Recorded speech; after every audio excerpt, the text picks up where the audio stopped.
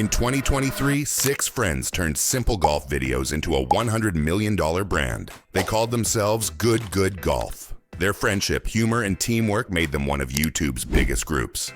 Try and hit a low jaw.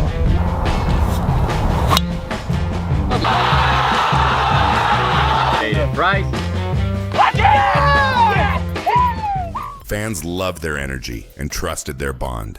But that bond didn't last long. At the top of their success, 2 founding stars, Grant Horvat and Micah Morris, suddenly left. No fights on camera, no warning to fans, just quiet exits that shocked everyone.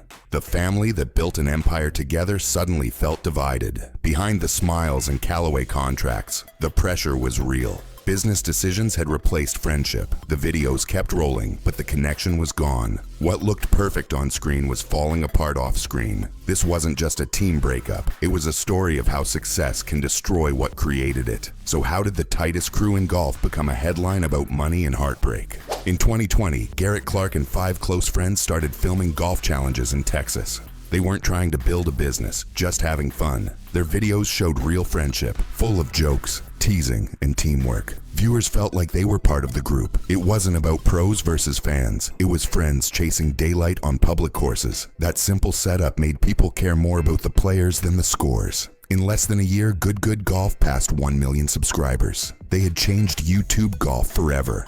Big brands noticed the buzz and wanted in. Suddenly, a hobby was turning into a career. But fame brings pressure. Can pure fun survive when money and contracts get involved? Their first viral video cost less than $100 to make. Now, millions were on the line, and the game was about to change forever. In 2020, Kendrick joined the team as CEO with a big vision. When you start putting personalities together and then putting a brand around it instead of just around one person, that was a key piece to it. He saw 6 friends and imagined a global franchise. The group trusted him. Success felt limitless. The plan was simple: turn their fun into a brand. Their first Good Good merch drop sold out in minutes. Suddenly, they weren't just golfers, they were entrepreneurs. Investors valued their potential near $100 million. They went from public courses to corporate meetings overnight. It was exciting, but everything changed fast. The dream now came with deadlines and deliverables. Every laugh, every video had to fit a schedule. The cameras kept rolling, but the freedom started shrinking. It became creators versus corporate expectations. Even their early revenue share deals were new for YouTube Sports. The business was booming, but something was slipping. When does a dream stop feeling fun? By 2022, everything about Good Good Golf looked professional.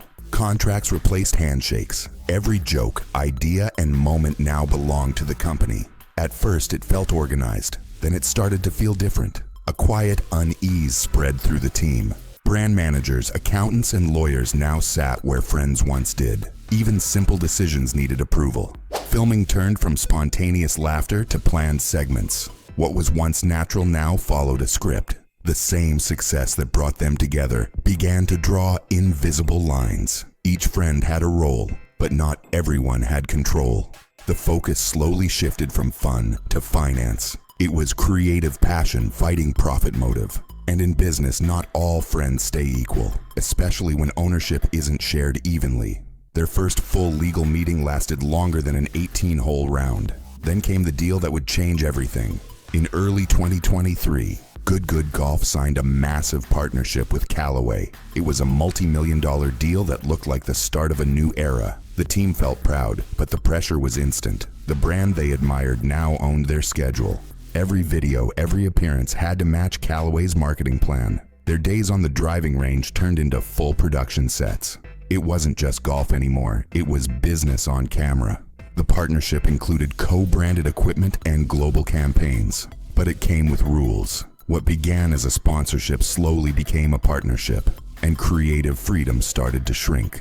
The group that thrived on chaos was now scripted. Fun clashed with fulfillment, and money clashed with meaning. Even their clubs had Good Good only stamped on them. The deal looked perfect, but behind the smiles, cracks were forming. How long before those cracks turned into a split? By mid-2023, the pressure inside Good Good Golf was growing. Burnout crept in, and ownership shares didn't match everyone's effort. The balance between friends and founders started to fade. Frustration spread through the team. Loyalty was tested as money and control took center stage. Reports surfaced of unequal equity and restricted side deals. Some members couldn't film personal projects without company approval. The brand that once thrived on freedom was now built on rules. The problem wasn't failure, it was too much success.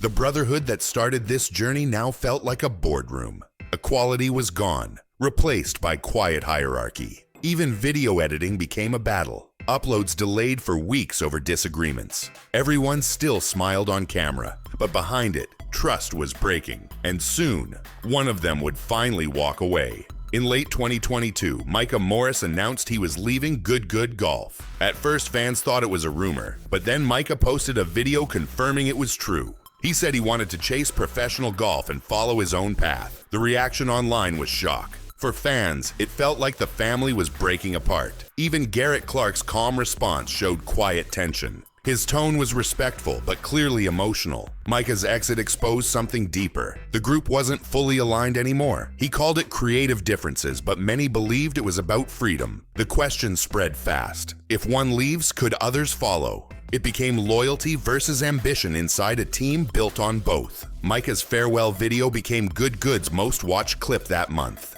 Good. We all sit here today. This is not a video that we want to be bringing your guys' way in any way, shape, or form, but it's the fact of the matter. And just when fans began to move on, another bombshell was about to drop. In early 2023, Grant Horvat announced he was leaving Good Golf. The news hit harder than anyone expected. Fans were heartbroken, and even the team looked blindsided. Grant had been offered lucrative deals to stay. He could keep his tailor-made partnership while remaining part of Good, but he still walked away. When asked why, he said, "We're just going in different directions." It was short, honest, and final. He chose freedom over fortune. That single move showed fans that the dream was starting to crack. The audience now saw what the members already felt. The bond was fading. It became passion versus pressure, golf versus business. Grant's solo channel hit 100,000 subscribers in just 1 week. He proved he didn't need the empire to keep growing. But the bigger question was, how did Garrett Clark, the heart of Good, take that loss? After Grant Horvat's exit, Garrett Clark finally spoke out. For the first time, fans saw him drop the leader act and show real emotion. He said, "Grant leaving hurt me a lot more than people think. You could tell it wasn't just about business. It was personal." Garrett admitted the team had thrown the kitchen sink at him to stay.